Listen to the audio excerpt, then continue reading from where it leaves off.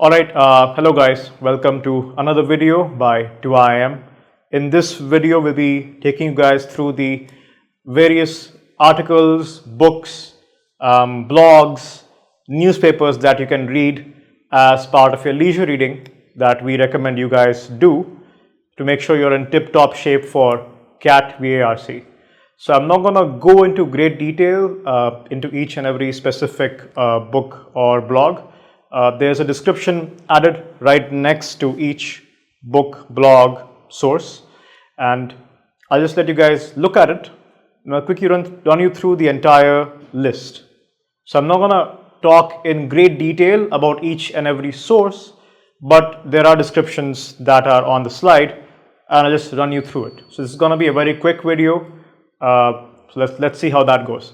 Because I am prone to verbosity. So let's see. Starting off, this is something we recommend each of our students to do, which is to go through Bharat's reading list.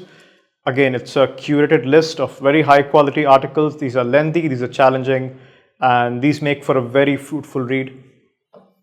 Up next, you have newspapers. You have The Hindu, which is a very serious, respected, reputed paper with high quality of English. Then you have Times of India, not as bland maybe as The Hindu, a little more colorful, but it's a little more populist, a lot more entertainment based.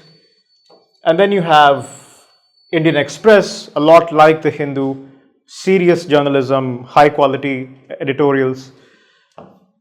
You also have Economic Times, which is by Times of India, but it's their business section, their business daily. The editorials are of a very high quality. The only issue could be that these are quite technical. The jargon is quite economics heavy, quite technical, business heavy, markets heavy. So if you are familiar with those sort of jargon, well and good, please go ahead, do subscribe Times of Economic Times because it's a great paper to read. Now, talking about online magazines, The Guardian is a great place to read articles. It's a progressive paper, it's a progressive news outlet. So the articles reflect that, talks about politics, global issues, etc. Smithsonian Magazine is more about science, history, culture. It's sponsored by the Smithsonian Museum in the US.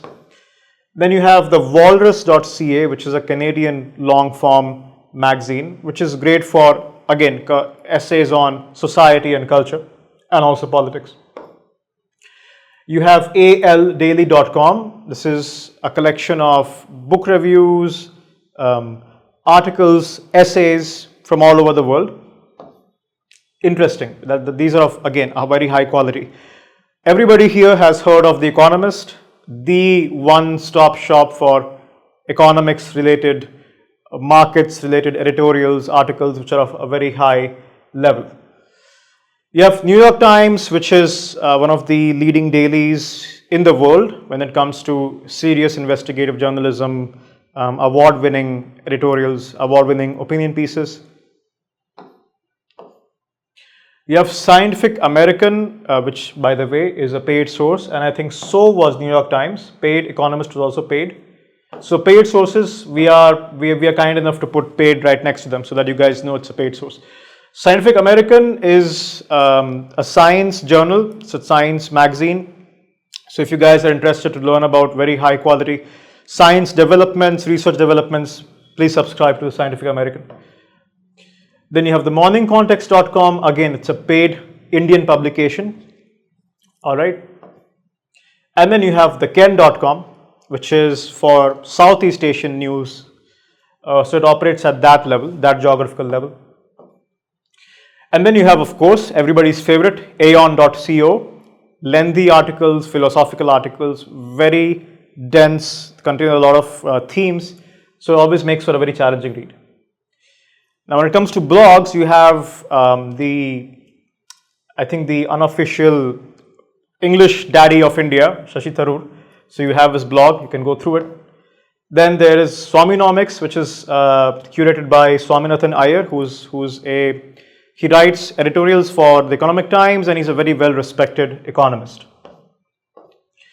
Then you have Ramachandra Guha's blog. Ramachandra Guha, if you do not know, is a very well-renowned historian. And then you come to books.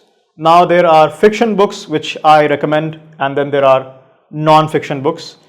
You might find non-fiction books to be a great starting point to get into a reading habit, and then you should try dabbling, try going to these waters as well.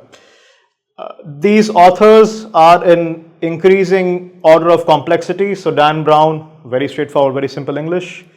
George Orwell, Kiran Desai, Paul Lynch, the English gets complicated, not because they tend to use complicated words, but the very sentence itself is loaded with metaphors, with poetic depictions. The themes get heavy. There are a lot of layers to their writing. So these make for a more challenging read. These authors make for a relatively simple read. The same goes with non-fiction books. Again, increasing order of complexity. Ikigai, very straightforward. Nice Guys Finished Second by B.K. Nehru, a little complicated. Deep Work is very academic writing. All right. So remember, diversity is important. Don't just get stuck in one particular zone. Try to move out, try to go from reading one particular material to another. Always make it a point to mix things up. And secondly, step out of your comfort zone. There's no point if you read only the things that you are comfortable in. You're not going to grow. And on the day of the exam, you're going to find out the hard way. All right. So that was it for today's video. I hope you guys found some value in it. If you did, our mission is accomplished. And thank you so much for watching this. Please like, share, and subscribe.